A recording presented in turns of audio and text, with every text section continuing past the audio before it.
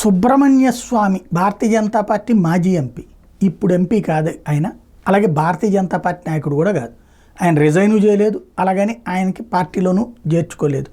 ఆయన ఇంతకుముందు కూడా రాజ్యసభ సభ్యుడికి ఎక్స్ట్రా ఆర్డర్స్తో ఇచ్చుకొచ్చినటువంటిది బీజేపీ.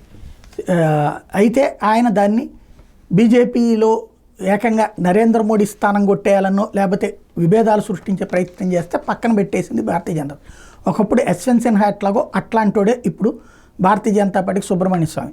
ఇవాళ తిరుపతి లడ్డూను వేస్ట్ చేసుకుని ఆయన బీజేపీ నాయకుడు అని రాయడమే ఇక్కడ అసలు ట్విస్ట్. అది పక్కన పెడితే తాజాగా లడ్డూకు ఉపయోగించే నెయ్యిలో కల్తీ జరిగిందని ల్యాబ్ నివేదిక మీద పూర్తిస్థాయి ఫోరెన్సిక్ ఆడిట్ నిర్వహించాలని ఆదేశం జారీ చేయాలని సుప్రీంకోర్టును అభ్యర్థించారు ఆయన.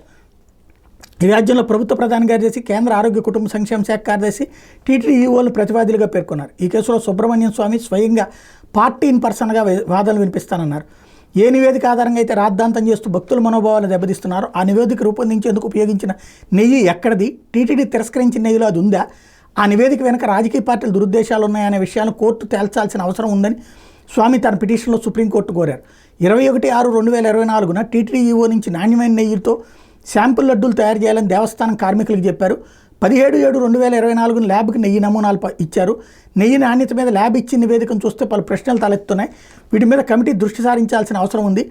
ఎన్డీబీబీ నివేదిక ఆధారంగా తీవ్రమైన రాజకీయ విమర్శలు చేస్తున్నారు. అయితే ఆ నెయ్యిని 100% వాడలేదని ఈవో ద ప్రింట్ ఇంటర్వ్యూలో స్పష్టంగా చెప్పారు. తిరస్కరించిన నెయ్యిని అసలు వాడనప్పుడు నివేదిక పేరుతో ఆరోపణలు ఎలా చేస్తారు?